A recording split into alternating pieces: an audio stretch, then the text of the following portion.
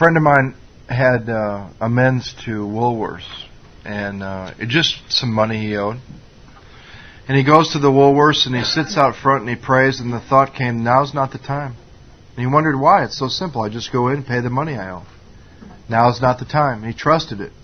Came to Denver, sat out in front of the headquarters, and he prayed, now's not the time. Went home to Wisconsin, where he actually did it, sat out in front of it again. And he keeps wondering, I got the money. It's not that I don't want to spend the money. I know what it is. Here I am. And the voice kept saying, now's not the time. You have to trust that. Came back to Denver, went to another Woolworths, sat out in front, and the feeling was, now's the time. He went in. He's walking up the stairs to the accounting office. He sees a coffee shop. He goes in. He gets a cup of coffee. He sits down for a minute. There's a guy there doing the books. He talks to the guy. It's the head bookkeeper. He makes the amends. The guy says, no problem. Mail the money to this address, but I need to talk to you. I have a drinking problem. Can you help me? My sponsor had a truck route when he got out of the penitentiary. He had a job delivering something, papers or something. And on that truck route was a family he owed amends to. He'd known the son. He'd made amends to the son. But he hadn't made amends to the family that was on his route. Every day for a year and a half, the feeling was, now's not the time. He would pause, literally pause, as he passed that house. And for a year and a half, the feeling was it wasn't time. One day he's driving by, and all of a sudden it was like a free open door. Now's the time. He goes up there. He makes his men. The family says, we're really glad you came today. We couldn't have heard this one day sooner. We need your help. Our son's in trouble. We're glad you came today. You place the outcome in God's hands.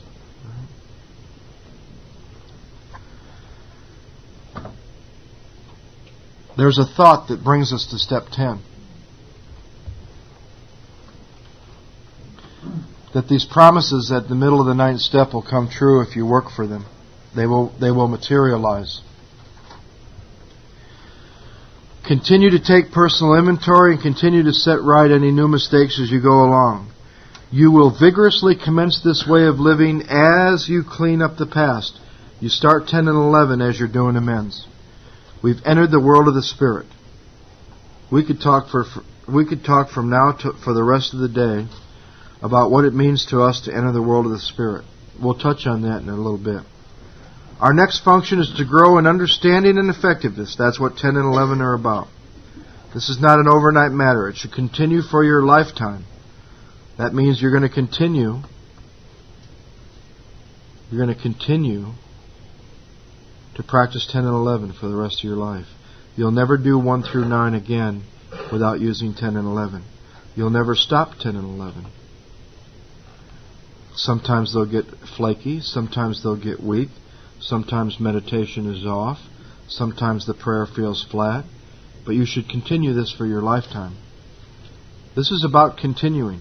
This is about moving out into the world. This is about moving out into the world from a place of spirit. Continue to watch for selfishness, dishonesty, resentment, and fear. And now it'll tell you exactly what to do when those things crop up. Number 1. Ask God at once to remove it. Discuss it with someone immediately. Make amends quickly if you cause any harm. Then resolutely turn your thoughts to someone you can help. Do you always have to do all 3? No. This part of the 10th step is about moving through your day after you've set it up in the morning using the 11th step. We're going to show you what to do in the morning, but this is about when you walk out the door, and anything that takes you off the course in the world of the Spirit that you've set up in the morning, anything that takes you off that course, that gets in your way, you ask for it to be removed. If you need to discuss it with someone before you can turn your thoughts back to someone you can help, you discuss it with somebody to get you back on track. Make amends if you've caused any harm. If it's been a long time and you caused any harm in there, then resolutely turn your thoughts back to where you were and who you can help.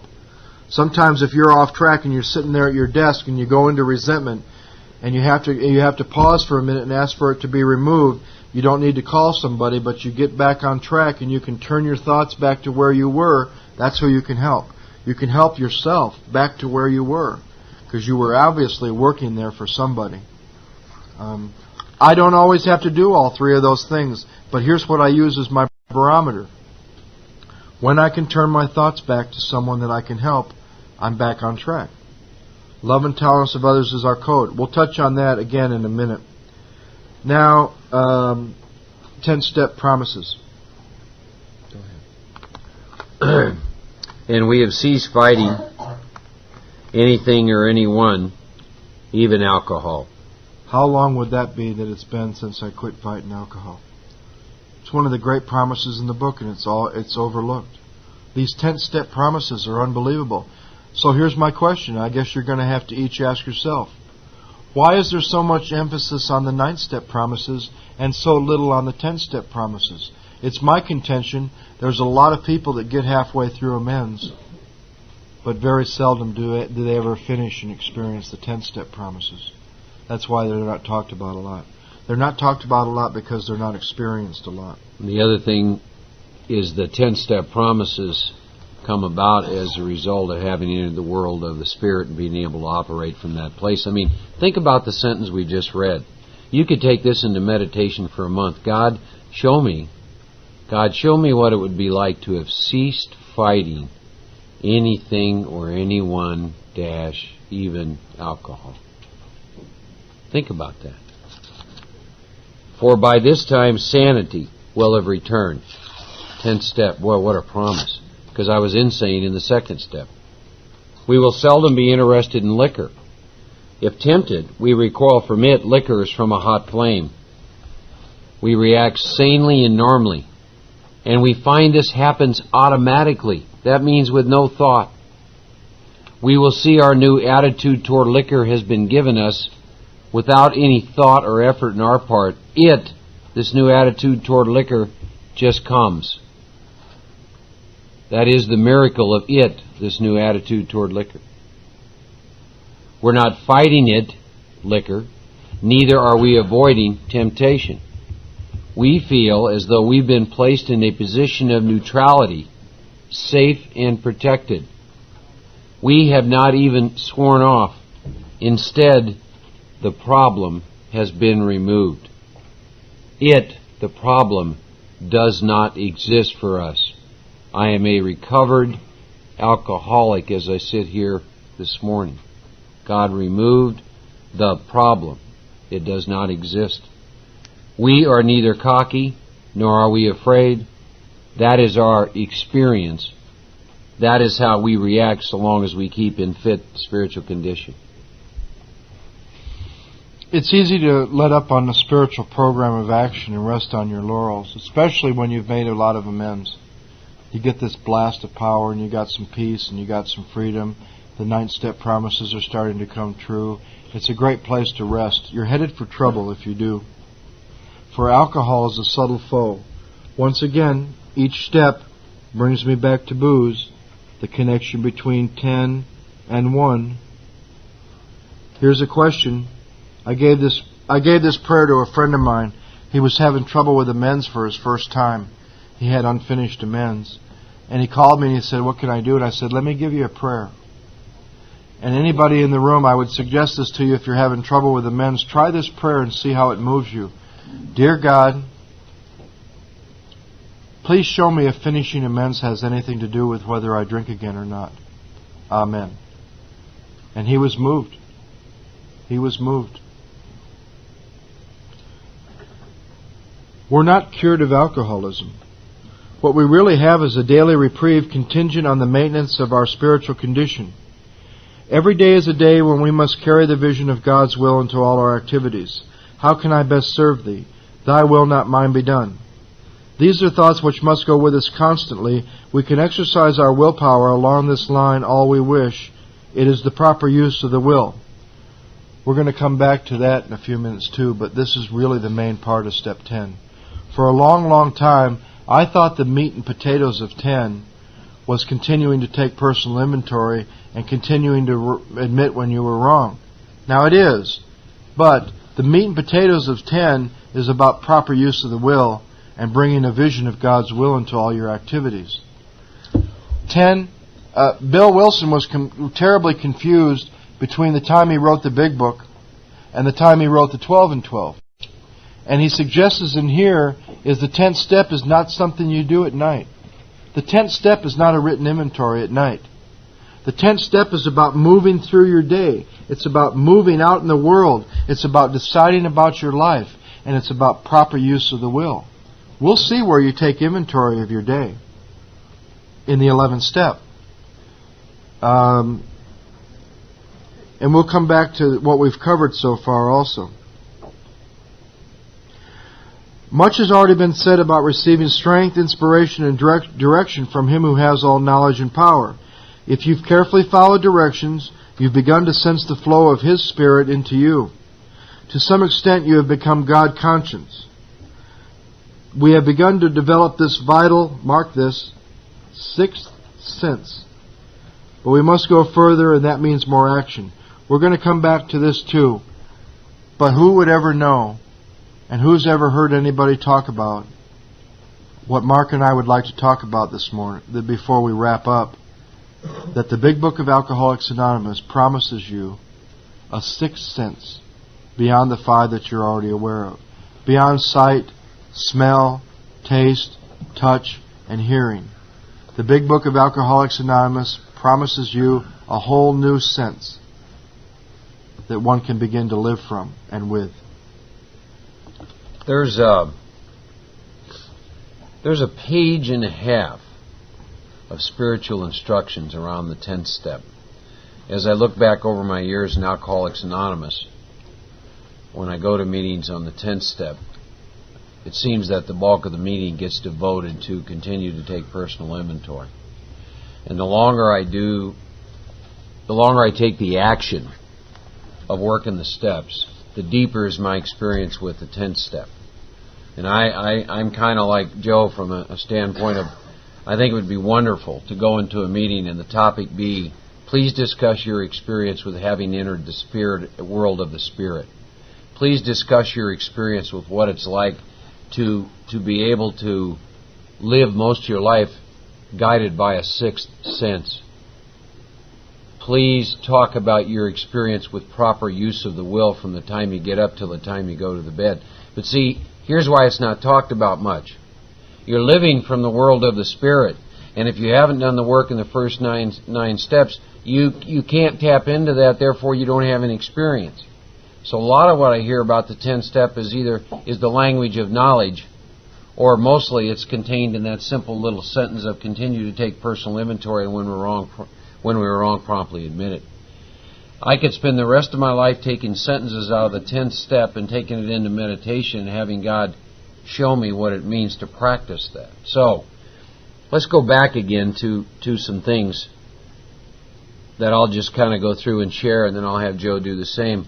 Beginning with this thought. This book over and over and over again is going to talk about thought. It's going to, in the 11th step, it uses a great word combination. It says thought life. This thought life. I read something in a book not long ago when I thought of myself, kind of scared me and made me laugh. It said the average human being has between 10 and 12,000 thoughts a day, and I thought to myself, oh no, all these alcoholics running around centered on themselves all day long. No wonder we need God to change our thought life. But this thought is about finishing amends and working for amends and going to the utmost of our ability. And that's what's going to bring us to steps 10. It says bring us to step 10. It doesn't say we arrive somewhere. We're brought to this place. Brings us to step 10. And you're going to see the word continue many times. Continue to take personal inventory. The words personal inventory were used in the 4th step. Continue to set right mistakes as we go along. I'm not a bad person, but I make mistakes through spiritual ignorance. I make mistakes through self-will. I make mistakes through selfishness. I'm given a set of tools to clean up my mistakes. They're mistakes. I'm not perfect. I mean, you're looking at two men up here who are really in touch with being flawed. We understand that. And it uses some interesting words. When I begin to make amends, I vigorously commence this way of living. Meaning, I'm taken to this, or I'm brought to step 10. So I begin to commence this way of living from the time I get up till the time I go to bed in terms of my 10th step. I've entered the world of the Spirit. Now my function using the world of the Spirit in that sixth sense is to grow in understanding and effectiveness. That's where intuitively I'll be in a situation and something will present itself and I take an action or I don't take an action that is not of me. And that just happens time and time again. Again, it's not an overnight matter. It must continue for my lifetime. My lifetime. Again, it uses the word continue to watch for selfishness, dishonesty, resentment, and fear. When. The word when implies these will come up. Why? Because that's part of my human condition. I can't stay connected all the time. I am connected, but I don't have an awareness. So these things will come up for me. And then the tool is when they come up, Mark, ask God at once to remove them. Ask God at once to remove them. Discuss them with someone immediately, if there's someone around. It doesn't mean you leave your workplace, go find another alcoholic, for God's sakes. Okay? Make amends quickly if I've harmed someone. Then I resolutely turn my thoughts to someone I can help. And like Joe said, when I can turn my thoughts to someone, and that doesn't have to be an alcoholic. I mean, a lot of us in here work. And many times that's about helping someone in my workplace. When I see that I can turn, then I'm tapped back into the world of the Spirit, the sixth sense, my God consciousness. When I'm operating from the world of the Spirit, love and tolerance becomes something I can practice. Cease fighting anything or anyone, even alcohol. Sanity's been restored to me. Seldom interested in liquor. If tempted at all, I'm going to recoil as from a hot flame. Now, I think some other things that are important. The book talks about I'm going to react sanely and normally, and it happens automatically. And here's another thing. It says this attitude. See, I didn't work the steps to get a new attitude toward liquor. This attitude's been given to me. It is a gift from God. You see? It says this new attitude just comes to me. And it said that is a miracle. And I no longer fight it. What's it? Liquor. I no longer fight it anymore. Neither do I avoid temptation. I am in a position of neutrality. I am safe and protected. I didn't swear off. Instead, God removed the problem. I didn't remove the problem. The problem was removed as a result of seeking God through the process of the steps. The problem, does not exist for me. I'm neither cocky nor afraid. That's my experience. Now I get a warning. That's how I will react so long as I keep in fit spiritual condition. So the next paragraph is going to speak to me about fit spiritual condition. Now I've heard it said that 10, 11, 12 are maintenance steps. They took the use of the word maintenance one time and somebody perpetuated that idea. What 10, 11, 12 for me are incredible growth steps. Earlier on, I told you in the book, it talked about mark your hope as the maintenance and growth of a spiritual experience. We read on page 60, no one among us can maintain anything like perfect adherence to these principles. I bought the trap of thinking I could maintain, wound up in a nut house. I'm trying to share a little experience here with you all. Wisdom is you can learn from my experience. You don't have to repeat it. One of the things that I love about being asked to do something like this is some of you are in here and you're 30 and 60 days sober. You don't have to be 13 years sober to get this thing. Get it now. You can go to the ocean with a thimble. You're going to get a thimble full of God. You can have as much of this as you want. It's all based on the action that you want to take. My experience in relationship with God is not based on seniority. It is based on willingness followed by action. Okay? Hear what I'm trying to tell you. Don't wait 13 years. Don't go to a nut house. You don't have to do all those kinds of things. Make the amends. Go through the process. Have it here. Have it now. Don't go to the ocean with the thimble. You can have as much of this thing as you want. As much as you want. You see? How bad do you want to seek the relationship with the power? So now, it's easy to let up in the spiritual program of action and rest on my laurels. We know now in this group what the spiritual program of action. It's from the title page through 164, isn't it?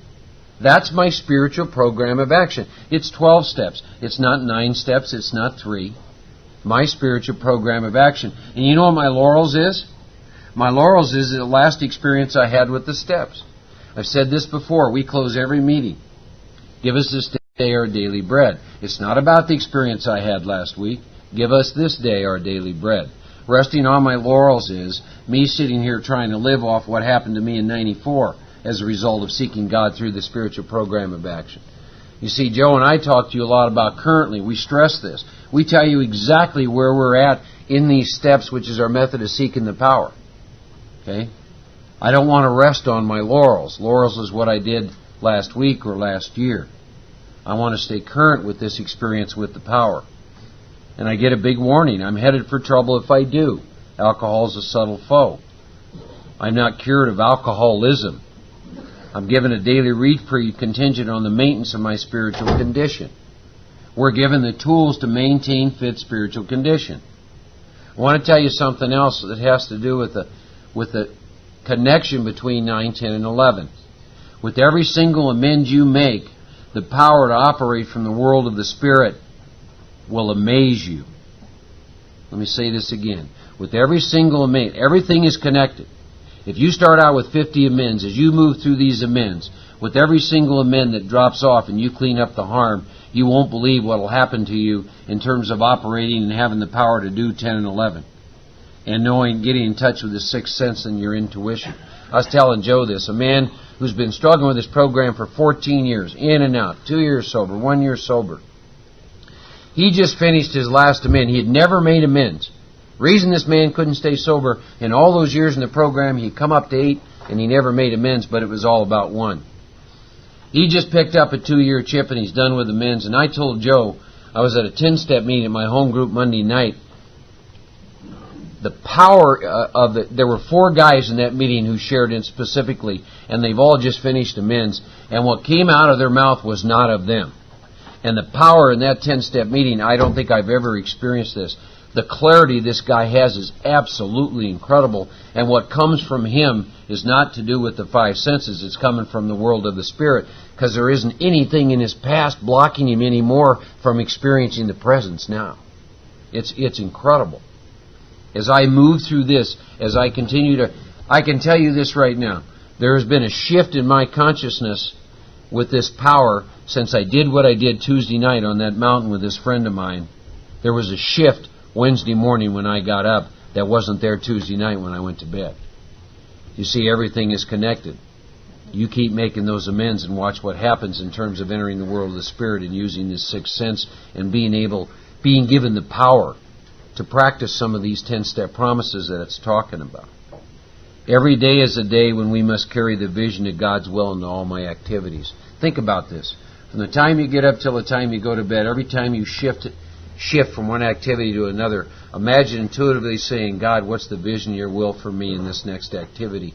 And take that in there and be given the power to manifest His will. Joe said, proper use of the will. What's the proper use of the will? If my will is aligned with God. Think about this. In the 3rd step, my will is so insane, I have to make a decision to turn it over to the power, and I get to the 10th step, and now it's telling me the proper use of the will. It's saying, Mark, look what's been given back to you. Your will is given back to you. You know why? Because it's aligned with God now, and I have the power to bring the will of God into all my activities. Much has already been said about the strength, inspiration, and direction from Him who has all knowledge and power. If He has all, I have nothing more than what He gives me. If I'm blocked, steps 4 through 9, how much are you going to get? I hear this all the time. I think Tiffany mentioned it. I'm praying to change. I'm praying for this. I'm praying for that. I'm praying for this. Have you done 4 through 9? No? Well, pray all you want, but if you're blocked from that which is deep down inside you, I don't know as if much is going to happen. That's my experience. It's amazing what happens when I do 4 through 9, strength, inspiration, and direction from Him who has all knowledge and power. Now listen to this. This is a little warning, I think, too. If we have carefully followed directions, that's a little different word than suggestions. We have begun to sense the flow of His Spirit into us. To some extent, we become God conscious. We have begun to develop this vital sixth sense. We've begun to develop this vital sixth sense. I begin to experientially understand another phrase I'd heard all my life, but I could never connect with. Mark, you can be in this world but not of this world. A sense of freedom. How much freedom do you want in this thing? The steps are a method of seeking a relationship with the power, with God, of your understanding, and along with that comes freedom. You know, I was telling Joe this yesterday. The more I do this, all this weekend here, from the first time I sat down, I don't know as if one time a fear has gone through me even one time in terms of what we've been doing here this weekend. That wasn't true when the first one I did with Joe in January of '94 in Lafayette, Louisiana. And what that shows me is I've tapped more and more and more into the power through continual work through the steps. You see? And so I can be at one with God at peace. There's no stage characters to present. There's nothing. This power that is deep down inside me, having entered the world of the Spirit, goes before me. And I become a part of that, you see? But it takes all this stuff in 1 through 9 in order for that to manifest itself. I get excited about the day when I can sit in more and more meetings of Alcoholics Anonymous and we can discuss the page and a half of the 10-step experientially, where I can share some experience with some of the things that are in here, and you can share experience back with me instead of knowledge. Because always remember this: the spiritual life's not a theory. I got to live it. I either have experience with what this thing is talking about, or I do not. That itself is every other area of my life. Knowledge equals power. In the spiritual world, knowledge doesn't equal anything. There was another quote which has always spoke to me. It says, knowledge received intellectually provides no nourishment for the soul. You see? So I have to get in touch with this, what I call this sixth sense, this spirit.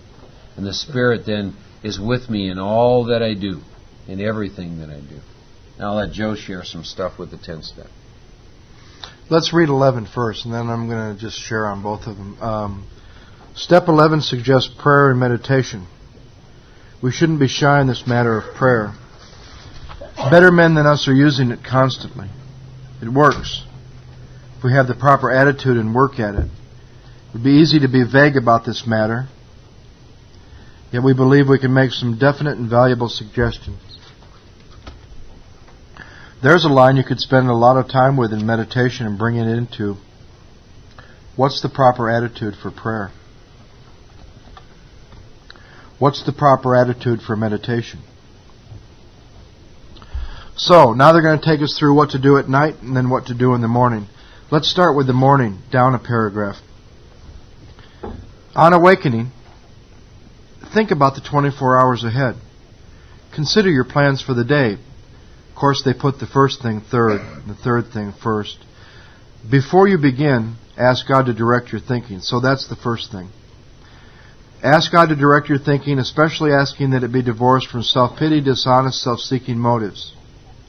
Then, think about the 24 hours ahead and consider your plans for the day. We're going to talk about how those are two different things.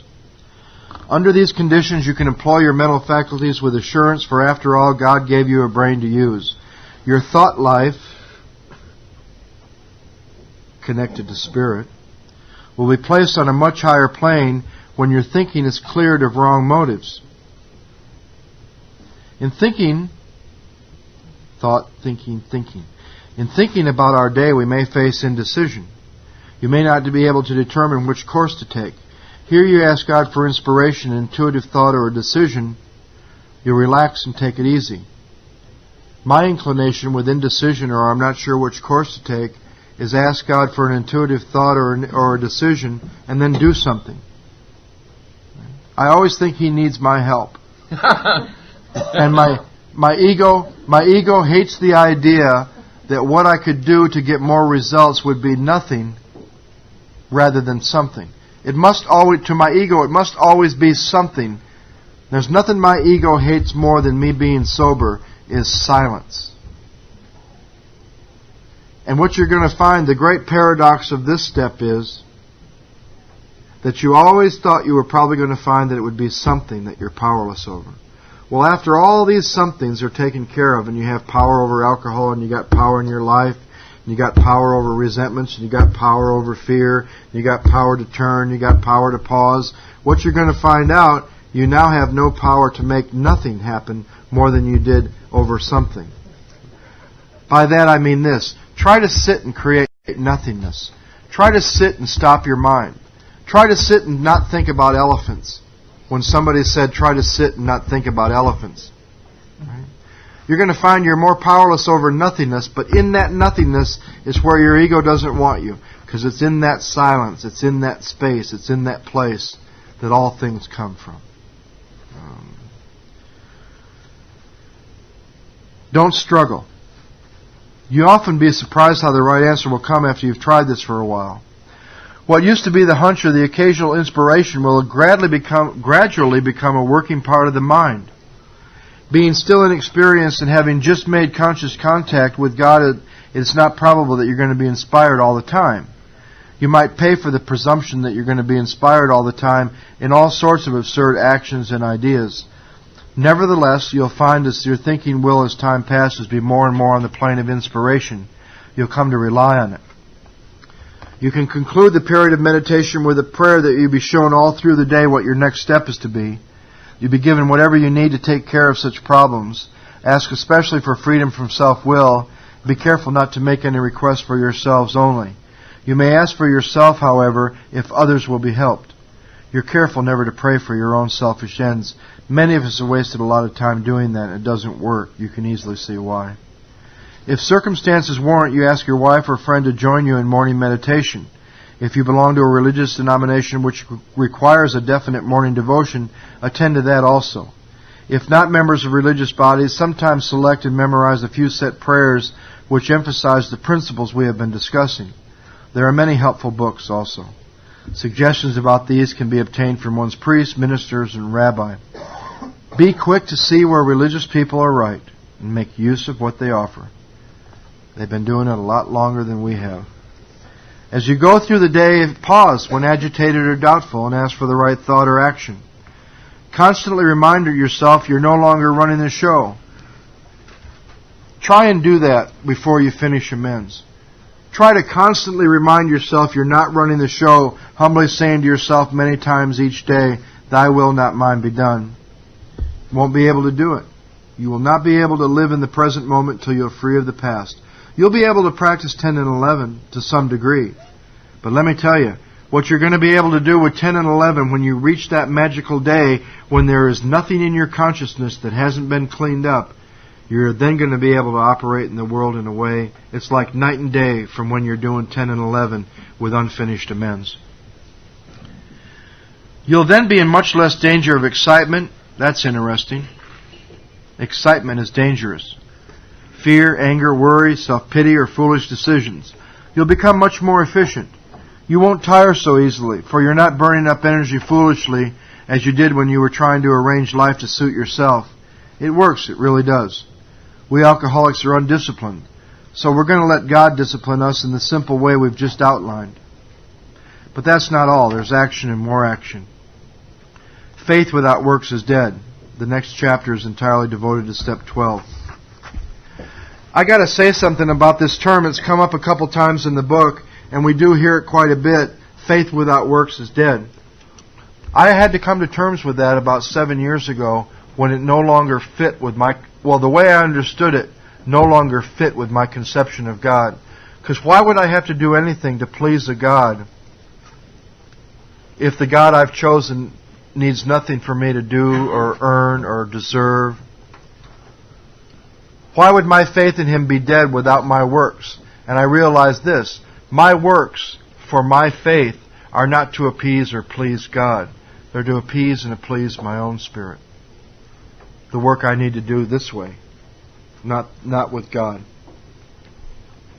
I'm sorry, the work that I need to do this way on this plane to appease my spirit. I am not doing these works to please God.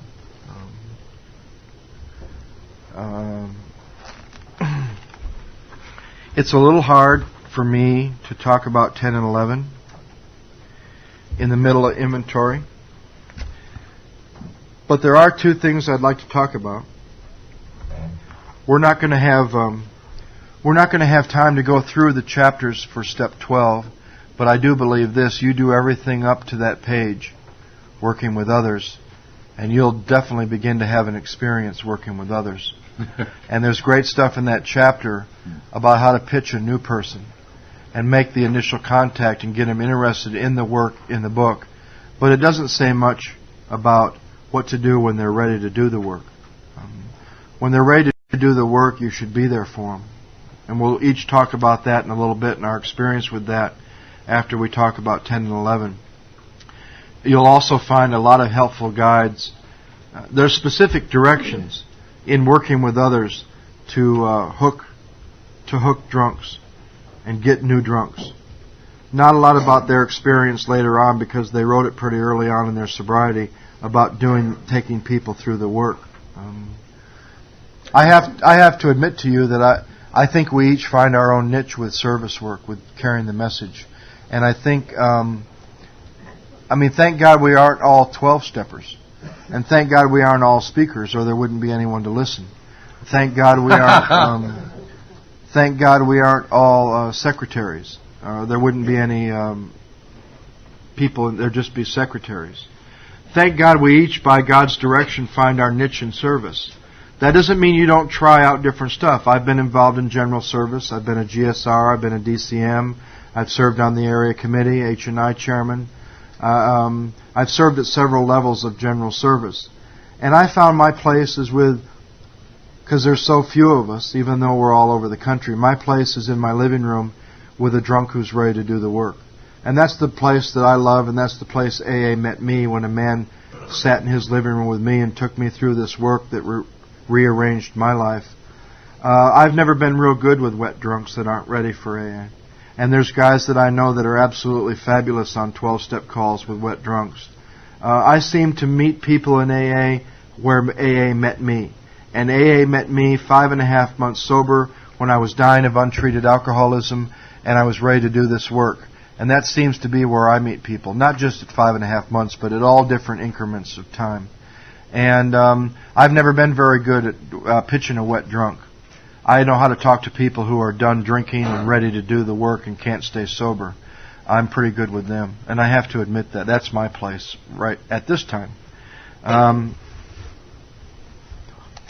Important point that will be important for several of you to hear later on when you've reached that day when there's no amends you're aware of. And that's what do you do next time it's time to do the work?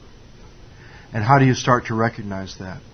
Well, you start to recognize that to different degrees, and sometimes when you've done the work once, sometimes you have to wait until your life's a mess and you hit the wall again. And I had to do that a few times. And I can tell you this, you don't have to. With the power of God and intuition and direct inspiration and prayer and meditation, you'll start to feel some friction in your life and you'll know it's time to do the work again. You'll start to feel some tension with the people that are closest to you. You'll start to feel that working with others is kind of flat, and prayer is kind of flat, and meditation you don't really want to sit. And intuitively you'll know, hey, it's time to do 1 through 9 again. You'll find a way to do that. And I believe anyone in this room that ever wants to do 1 through 9 ever and prays about it is going to find a way to do 1 through 9. I also know this, you'll never do the work without power ever again. How limited that might be, no one knows. It depends on how long you wait. But you'll always be able to come back to 1 through 9 from a place of power. Good to see you. And how do you use 10 and 11 to do 1 through 9? Well, you continue the basics. In the morning, you do what the 11 steps says to do in the morning. At night, you do what the 11 steps says to do at night. You continue your prayer. You continue your meditation. And each step you're on, you use meditation for that step. You use meditation to consider step 1. You use meditation to consider step 2. You use meditation to consider step 3. To write inventory, to fifth step, who you're going to fifth step with. To do 6 and 7 and 8, and especially through amends. So when we talk about the basics of 10 and 11, to me, that means AM, PM, and throughout the day. The basics of 10 and 11 that I can continue to do through the first 9 steps this time is that I can continue to do upon awakening and then sit for whatever period of time I've decided to sit currently. I currently sit 20 minutes twice a day. You have to, sometime in your sobriety, and this relationship with God becomes important. You're going to sometimes have to ask yourself, how much time do I give to this relationship that I say is the most important relationship in my life, which all other relationships come from? I mean, a lot of us in this room feel like our spouse or our girlfriend or our boyfriend or our husband is a very important relationship in our life. Do you have to give time to that relationship? Do you have to talk? Do you have to listen? Do you have to communicate? Do you have to think of their needs and what you can do for them? Same deal with God. Not to please Him, to appease my own spirit, for me to be at peace. He's happy right where I am, right? He's happy wherever I am. He has no judgment about me. How much time do you spend with that relationship which you say is the most important thing in your life? Which all things come from? Which you being able to stay in a marriage come from? Which you being able to be with somebody comes from? Which you being able to do something like this comes from?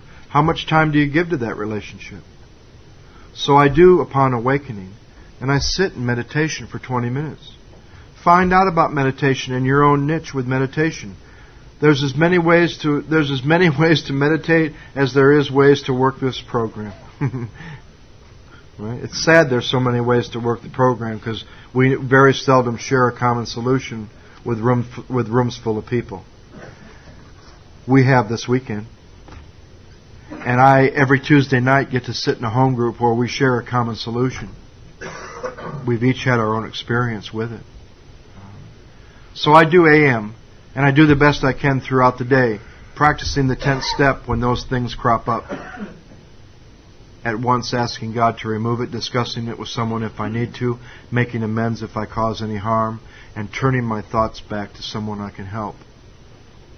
And pausing when agitated or doubtful.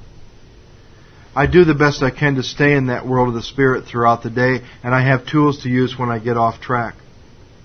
And I do when I retire at night, which we'll read here in a minute that we missed.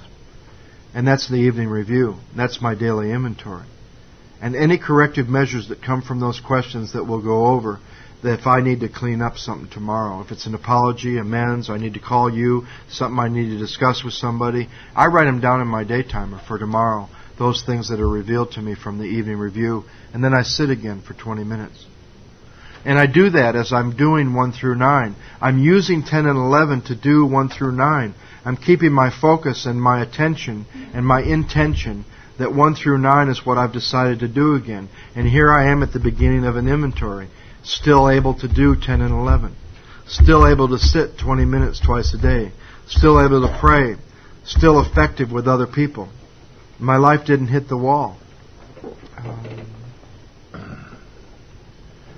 I would suppose, based on past experience, which is sometimes a trap to base my knowledge on now, I would suppose that when these amends are done from this inventory after I fifth step, when these amends are done, I'll blast into a whole new experience with 10 and 11, because it's happened every time. And I'll reach another magical day where there's no amends that I'm not aware of, and there's nobody in the world that I owe a thing. But I'm not in that state of consciousness because I'm aware of some anger. I'm aware of some resentments that are going down on paper. I'm aware of some stuff that's blocking me from God. I'm aware there's some work that needs to be done in step 5. I'm aware that there will be new experience there. I'm aware that there are amends that need to be made. And I'm not in that magical state of consciousness where I'm current. I've got voices in my head. I've got people that own pieces of my ass. I've got people that own part of me that needs to be cleaned up. And I can feel it. And I cannot stay in 1 through 9 that long anymore. This time it's going to be a little longer than usual. It's going to be from September till probably the end of November. So this time it's going to be about 90 days in that state between 1 through 9. But I can do 10 and 11. But I sure can't do 10 and 11 from that space when there isn't any unfinished amends. So that's what I've been doing, and that's what I'll continue to do. And through all that, I work with others. I usually sit in my living room with somebody I'm working with 3 days a week, Tuesday, Wednesday, and Thursday. Sometimes on Monday. Monday's usually my Sunday because I'm gone so many weekends. And I always put more into working with others than I do into this. So I'm not talking more about what I do than doing what that is which I talk about. I usually have 3-4 people in the first 3 steps. That means we're meeting every week till they get to inventory. I usually have 5 or 10 people writing inventory at different places. They'll finish at different times. Doesn't matter how many are in inventory. They're all going to finish at different times. And I usually have 30 or 40 people that are in amends at any given time, and about 200 that I've worked with that are done with amends. They don't call that often. They're living life. They're here, they're there, they're in Australia, Hong Kong, New York, Muscatine, Iowa. And I say that to tell you one story. I have watched 200 people, not in workshops, that I have sat with one-on-one, one at a time in my living room. I have watched 200 people make it to the 9th step. I'm not talking about those that poop out in 4, those that poop out in 1. I'm talking about 200 people that I've kept track of because of their birthdays. I like to call them on their birthdays, that have made it to amends. And I'm going to tell you how many of those 200 drank. 2 out of 200. And if you got a solution in Alcoholics Anonymous where 200 people over a 12-year period, only 2 drank, I'd like to hear it, because I would want to do that. And I'll tell you about those 2, because in those 2 there's an interesting story. One refused to finish amends, and he got real indignant about finishing amends. And he's a very famous comedian. He gets a lot of praise and adulation 7 days a week, except when he calls me. And all of a sudden, I'm not hearing from him, because all he wants is praise and adulation, and he doesn't want to finish amends, and he gets drunk, and he's had a really hard time getting back to the program, because he wouldn't finish amends consciously. He'll have 16 days, and then he'll have 3 months, and then he'll have 2 weeks, and he can't get it back. Can't get it. The other one was a guy in Denver who refused to do the work again after doing it. And I will tell you this, before any of you in this room start this work, really think about giving your life to it, because I'm going to tell you something. You do it once thoroughly, you're never going to settle for anything else ever again. Once you've tasted the honey, you're never going to settle for anything less. So don't think deciding about this work is about deciding about this work to do once. Because I'll tell you this, I have seen people do this work once and stop, end up worse than when they started. They might as well have never done it once. Eats them up because the Spirit's been awakened once, and it can't stand to not be in that state. I'd also tell you this, even if you're deciding about doing it for the first time, really decide about giving yourself to all of it. Because I've also seen people get worse who get halfway through and stop in the middle of a 4-step or a 9-step. They literally get worse than if they hadn't done it at all.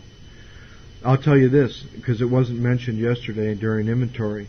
If you're not putting inventory down on paper in black and white, you'll watch it in living color and your life manifest itself. The inventory will manifest itself out here if it's not manifesting itself out down here. The second guy refused to do the work again, and he started working in the field of alcoholism, and he was working with the AIDS Project and hookers and pimps and prostitutes and handing out needles, and he got angrier and angrier and angrier. And every time I'd see him when I'd go back to Denver, I'd say, grab one of these guys and go through the work again. Sure I will, sure I will. And he just got angrier and angrier, and one day he thought nothing of sticking a needle in his arm, and he was dead in 3 months.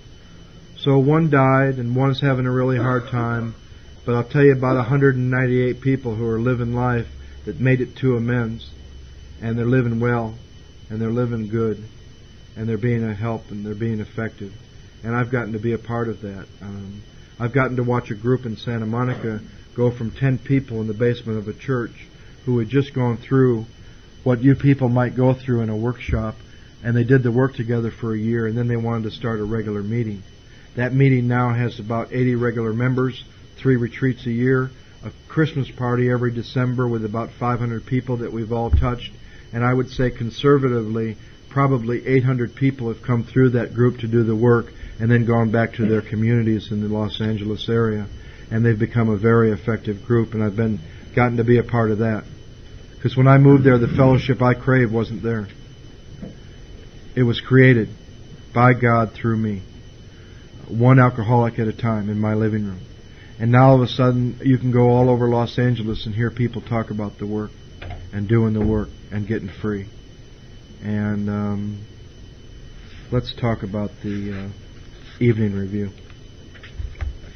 I'll tell you how connected up all of us are.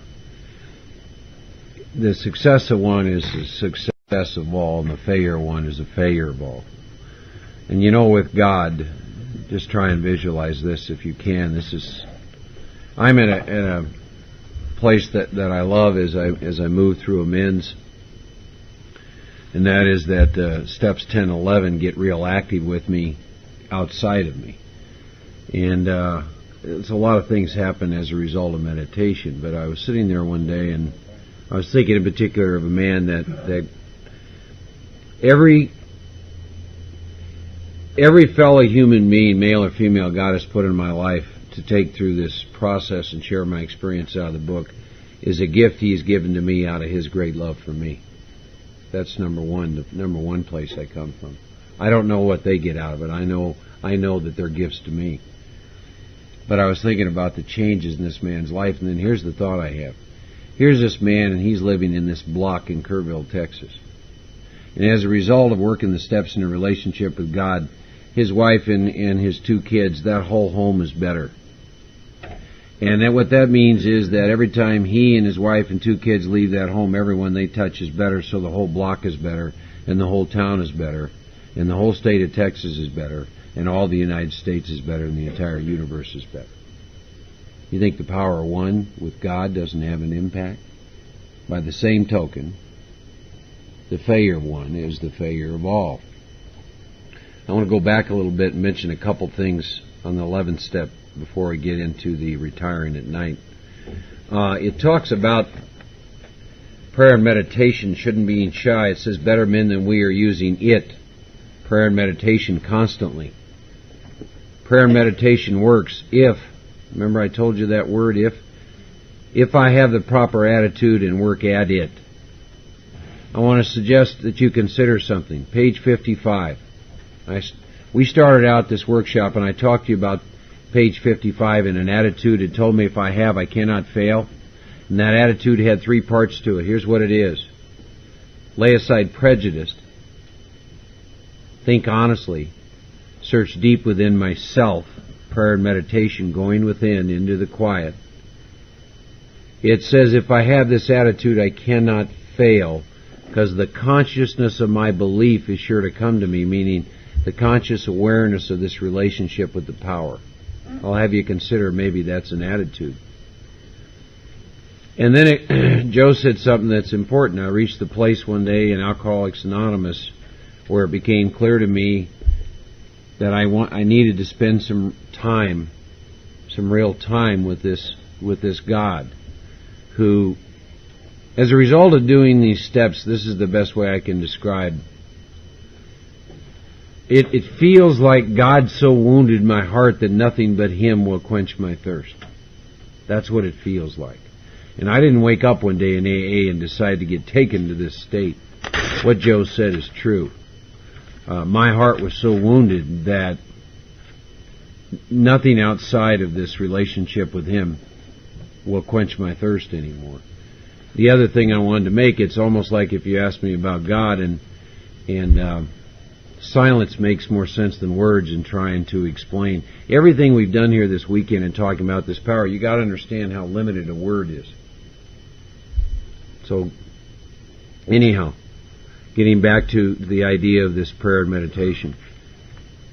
The majority of the time I spend about an hour in the morning. I do upon awakening like Joe talked about. There are a lot of prayers in there. I do all of those prayers. When I'm done with doing that exercise, then I meditate. My meditations are normally 20 to 30 minutes, and I go into the silence. And when Joe talked about something, when I first started working with meditation early in 94, and I started with just 10 minutes, I had a timer. And my head would be talking to me all the time. You know, I'd be sitting there, and here I am, right? I'm trying to create the spiritual man, and I'd be thinking, well, geez, that lady looks great. I'd like to bop her. I mean, just nuts, just crazy stuff. But here's what I'll tell you happens to me now.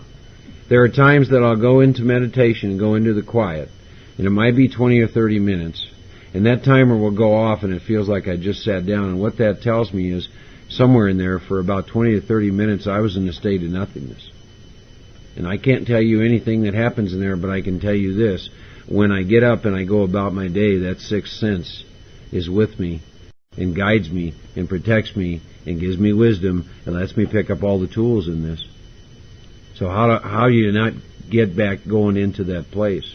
And he's right about something else based on my experience. The last place my self-will or ego wants me is in that place. You see? Now, I want to go back again to some of the exercises he had talked about. And he talked about before we begin, going to ask God to direct my thinking. And I'm going to ask that my thinking, my thought life, think about this. There's a part of us that has a life in our mind, our thought life. And that our thought life be divorced from self-pity, feeling sorry for myself, dishonest or self-seeking motives. And then it uses the term thought life. You see? I heard it said one time, every step could be a step in tune with God. Every thought could be a thought in tune with God. My thought life. And then it talks about, I'm going to think about the 24 hours ahead. What in my third step decision, I looked at what I wanted to be. I wanted to be God's actor, God's agent, God's child. Okay? That's what I think about. That's what I want to be that day. And then I consider my plans for the day. I have plans for the day. And then I go through, and if I have to make a decision about anything, I ask God for one of three things: inspiration, intuition, or a decision. And then an amazing sentence: Mark, relaxes and take it easy. There's two ways to consider your day. In thinking about the 24 hours ahead, you can think about what you'd like to be. In considering your plans for the day, you can think about what you need to do. One is about doing. 9 o'clock, I got to be here. 11 o'clock, 3 o'clock, 5 o'clock. One is about being. And I usually base my 24 hours ahead on what I'd like to be based on my evening review from the night before. If yesterday I was sharp and crude and crass, maybe today I want to be more gentle and open and to the point. So one is about being and one is about doing. You begin to line those two together, and you'll find out about the line of the will that you can exercise your willpower along all that you wish. And if you go into 87, talks about what used to be a hunch or inspiration becomes a working part of the mind. But now it gives me a little warning about I'm inexperienced and I've just made this contact, and I won't be inspired all the time, and it may lead to absurd actions and ideas. And I want to share with you something that happened for me about 3 years ago, and it may be a tool some of you can use. And that is that I've suffered greatly from this warning since I have been sober, since God struck me sober. Meaning this idea that this is a direct idea from God. I've suffered greatly from self-delusion. About 3 years ago I was reading another book, and here's what I read. As iron sharpens iron, so one man sharpens another. That blinded me, literally blinded me, and I knew there was something I'm supposed to do with this. So here's what I did at that time. I got a hold of a man who was acting as a sponsor for me in Kerrville and 3 other men. Once a month we sit down in my house. Now there's one woman who's a member of the group and about 5 other men, varying lengths of sobriety. And I started a meeting I call Steel on Steel. And the format of that meeting is this, is that we talk about 4 areas of our life. We take the circle and the triangle. We talk very specifically where we're at, like in amends. A week from this Wednesday we will meet, and I will tell him exactly how many amends I have left to make. I talk about unity, my home group, where I am with that. And I talk about being of service. I talk about the people I'm sponsoring, that kind of thing. Then I talk about significant other relationships, all aspects of that. No stone unturned. These people know how Mark is wired inside and outside.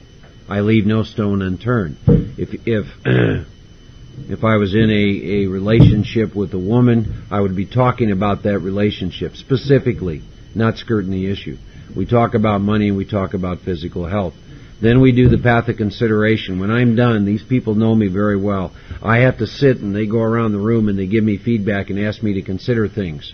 and then I make notes on that, and then I take that into meditation, and I come back the next time, and I've either taken action or not taken action. So this group of men and women have helped me tremendously to avoid the absurd idea that God is speaking directly to me in these areas.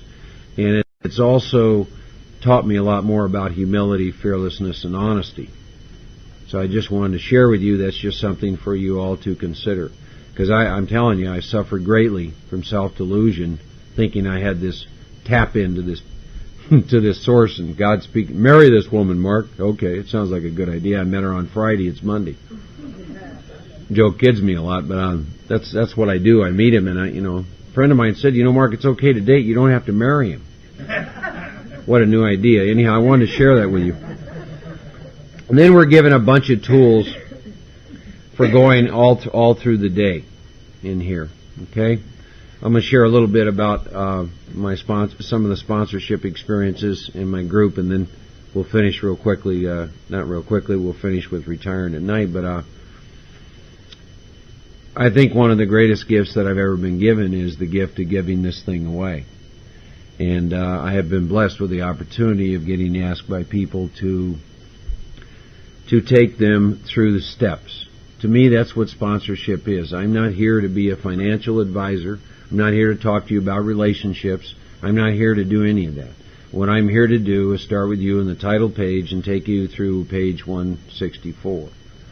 And I have done that with a lot of people. And there's a lot of people out there who are sober today and are helping a whole bunch of other people as a result of this. And for me, it's just been wonderful to be a part of that whole process. The people that I've had a chance to do this thing with. There are two fellowships in Alcoholics Anonymous. A lot of you may not be aware of this. One of them is what we've experienced this weekend, and that's called the Spirit of the Fellowship. We come together and experience the Spirit of the Fellowship. But there's another fellowship that the Big Book talks about on page 164. It's called the Fellowship of the Spirit. You enter the 10th step, you've entered the world of the Spirit. Men and women that I've had a chance to take through the steps as a result of doing this work, we also have a connection in the Fellowship of the Spirit. When Joe and I are apart, we're never apart. And when we come back together to spend time together, we're connected in the Fellowship of the Spirit. Two fellowships in Alcoholics Anonymous. I never knew that till I did this work. I only know how to one way to sponsor, and that's out of this book, and I'm clear on what my role is in that. And I sit down with someone, and we ask God to come in, and we open the book, and we go through the Big Book. And if I'm doing work with you and you call me, I'm going to ask you a couple of questions. The first is, did you pray? The second is, open your Big Book. Why do I do that? I'll tell you why. This is not about Mark and Joe. This is about this message which was given to us, a book in 1939. The flying blind period has ended. What I'm trying to pass on to people is, A, this is about God, and B, it's in this Big Book. It's not about me. Okay? And so that's what I try and do when I'm trying to interact with other people. Because at some point in time, I mentioned to you, I was moved from Colorado to Texas. At the time, I wasn't real happy about that. Now I realize it was a great gift, because everything I depended on that I thought had something to do with my sobriety was gone. What happened to me when I went to Texas was there was Mark, and there was God, and there was a Big Book of Alcoholics Anonymous, because I didn't know anybody. So everything I'd been depending on outside of God got stripped away from me. It was a great gift. He did that for me out of His great love for me. That's how I work with people. The other thing I want to talk about, it had to do with similar experience to Joe, is when I moved to Kerrville, Texas. There were no closed meetings in Kerrville, Texas. I called Don whining one day about some stuff, and he said, why don't you get down off the wood, Mark, we need the cross, or get down off the cross, we need the wood. And he said, and he took me into the book, which he always did, and he showed me the part about, one person with this book alone, and why don't you see what you can bring back in there instead of bitching to me about how AA is being handled in Kerrville. So, well, that's a radical concept. So I started asking how I could be helpful, and showed up, and there were meetings. There really weren't groups at this one particular club, and so myself and another gentleman and two other people, what we did, we showed up one Monday night, and there wasn't anyone else there, so we held a group conscious and formed a group.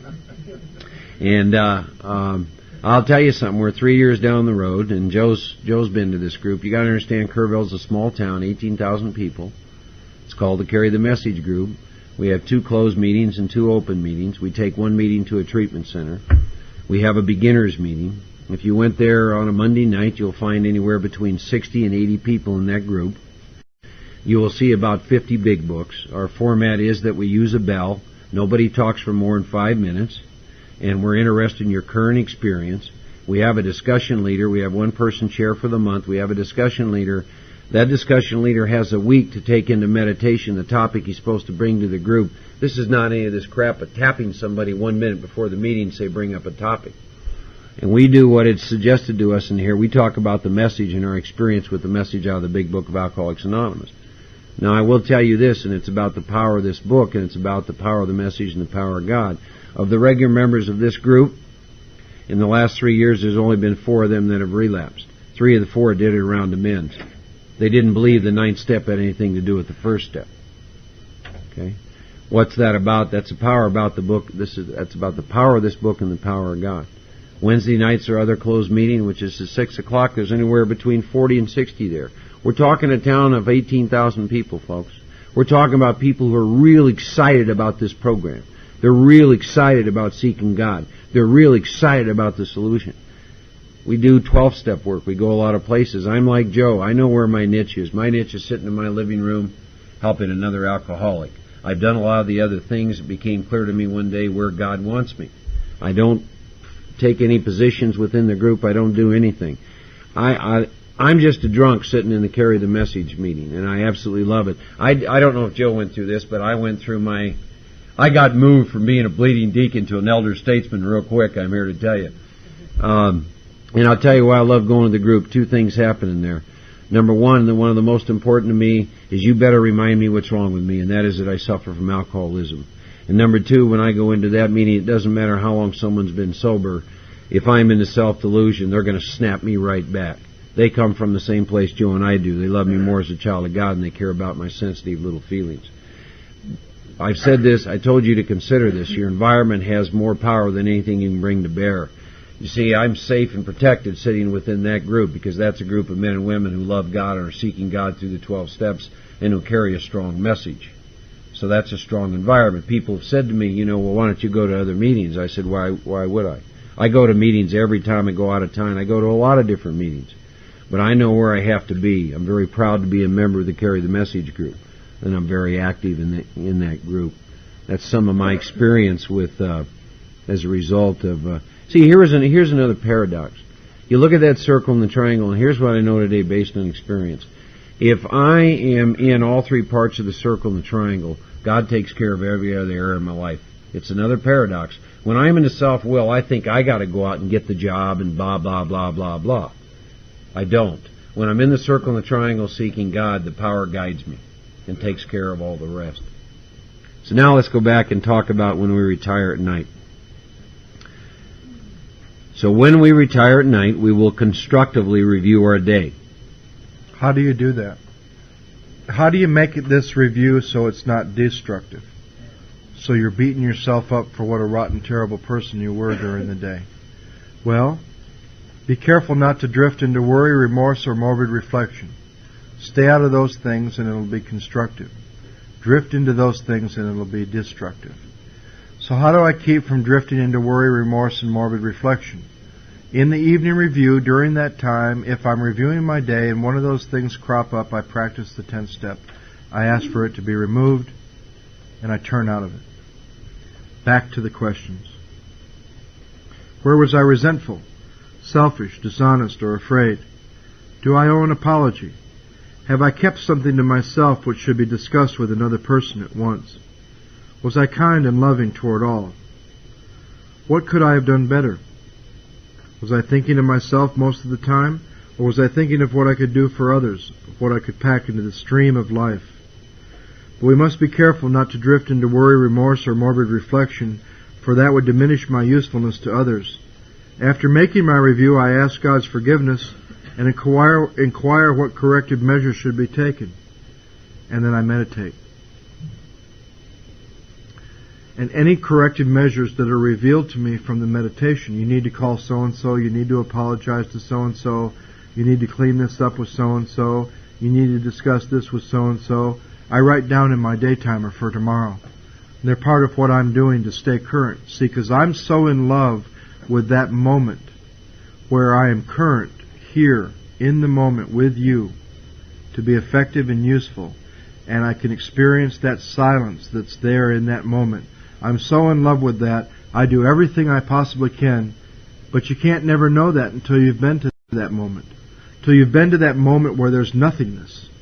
I remember hearing my sponsor for the very first time in my last treatment center in August 1982, and he said there were times in his life where there was one thought at a time. And he hooked me. He had me. He also said there are also special times when there's no thought at all. And I wanted that. I wanted that really bad. And he also said there were times where he was exactly where he wanted to be, with exactly who he wanted to be with, doing exactly what he wanted to do. And I can say to you, most of this weekend, I've been in that state of consciousness. I've been where I've wanted to be. I mean, how does a guy like me do, after doing what I did in this city, get asked to come back here and do something like this? And I've been who I've wanted to be with. People who are interested in the work in the Big Book of Alcoholics Anonymous. And I've been what I've wanted to be. And I get to experience those times where there's no thought at all. But I never could when there was unfinished amends. Because it's got me. The past has got a hold on me. And this can be in the moment, this can be in the day, this can be from your entire life. But when I get current and I start doing 10 and 11, I get to clean that stuff up every night and make it part of my day to stay current tomorrow. So I do this evening review and I ask what corrective measures should be taken, and I write them down after my meditation. A little bit about my home group. I told you how they've grown and some of the stuff they do with their retreats and their Christmas party. And we do more outside of our group than we do during the meeting because we do a lot of work one-on-one with each other and we go through the steps with each other. We're a step-working group. It's a workhorse group, as one friend said who comes there on a regular basis. Let me just tell you about their format, because we believe in talking and we believe in the power of questions. And I'll tell you a couple stories about what questions have caused as far as movement. I told you earlier in the weekend we've gotten real compulsive. We have 3 formats a month. That's just our own. We're just really alcoholic. And so twice a month we have a 25-minute speaker. After we open with the third we open with introductions around the room. If you're not an alcoholic, you're asked to leave. You're taken outside by somebody. That can be alcoholic and anything else. But if they don't say alcoholic, if they say they're there to find out, they're welcome for a period of time until they find out. Then they introduce themselves around the room, read how it works, do the third step prayer, 5 minutes of meditation, a 25-minute speaker. Then anybody can ask anybody anything they want, including the speaker, or share. Hour and a half meeting. Then once a month we have the whole meeting, hour and a half, after the intros and how it works, and the prayer and 5 minutes of meditation. The whole meeting is focused on a discussion meeting where you're at in recovery. And anybody can ask anybody anything they want. Then once a month we got this new scary format from Denver that we weren't ready to do for a lot of years that still intimidates me, and that is, why different than those other 3, I don't know, but it still intimidates me. The leader picks a line or word from the book, shares for 15 minutes. He then picks 2 women and 2 men to share on that line, and they share for 5 minutes each. Then the rest of the meeting, which is about 45 minutes, is crossfire. Anybody can ask anybody anything they want. You can't share. You can only ask questions. So you learn how to ask questions. Give you an example. Man comes to our group 30 years sober. He's got 6 months to live with bone marrow cancer. He's done the work when he was 28 years sober, and he's more free than he's ever been in 30 years. But in his talk he says he's got 5 amends left, and they're going to be made on God's time. And whenever I hear things like that, the warning flag goes up. So people loved him, and people shared, and people asked questions. It got to me, and I said, I need to ask you a question. Do you really think those last 5 amends are small, and do they have any connection to whether you might drink again or not? He says, they have absolutely no connection to whether I might drink again or not, and started to share. By the time he was done sharing, he said, I think they're my 5 biggest amends. They're to my 3 children and my 2 ex-wives. And I see how they're directly connected to alcohol. Thank you very much. And who knows if I would have waited to the end of the meeting to ask him that alone, who that might have not helped in that room. Because 4 other people came up and said, God, I really needed to hear that question. Thank you very much. I saw him 2 weeks later. He came across the room at a meeting and said, I need to thank you for asking me that question because it caused extreme movement in my life and I'm down to 1 amends. 2 weeks later, a girlfriend of his called me and told me he'd finished that last amends.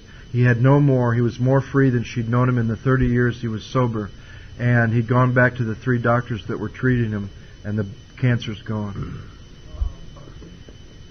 And I don't know the connection between those 2, but I know the power of finishing amends. It's been great for me to be here. I could never thank you enough for giving me the opportunity to experience another level of freedom in my hometown and with people that I wanted to see, and to be with you all. And I might have a little more to say, and let Mark wrap it up. If you have a big book, turn to page 164. I think that the 3 paragraphs, actually the 4 that I want to read, I think really sum up what this whole weekend was really all about. Still, you may say, but I will not have the benefit of contact with you who write this book. We cannot be sure. God will determine that. So you must remember that your real reliance is always upon Him. He will show you how to create the fellowship that you crave. I want to say something quickly. In the 3rd step prayer, there's a line which says, God, please take away my difficulties so that victory over them may bear witness to those I would help of your power, your love, and your way of life. And that's all Joe and I have done this weekend. God took away our difficulties, and we're here to bear witness to you of God's power, God's love, and God's way of life. It's important for me to start these and to end these, because of myself I am nothing, the Father doeth the works. Goes on to say that our book is meant to be suggestive only. We realize we know only a little. God will constantly disclose more to you and to us. Ask Him in your morning meditation what you can do each day for the man who is still sick. The answers will come if your own house is in order. These steps allow us to get our house in order. But obviously you cannot transmit something that you haven't got. See to it your relationship with Him is right, and great events will come to pass for you and for countless others. This is the great fact for us. Abandon yourself to God as you understand God. Admit your faults to Him and to your fellows. Clear away the wreckage of your past. Give freely of what you find enjoying us. We shall be with you in the fellowship of the Spirit, and you will surely meet some of us as you trudge the road of happy destiny. May God bless you and keep you until then. Thank you. Thanks. Would you like to?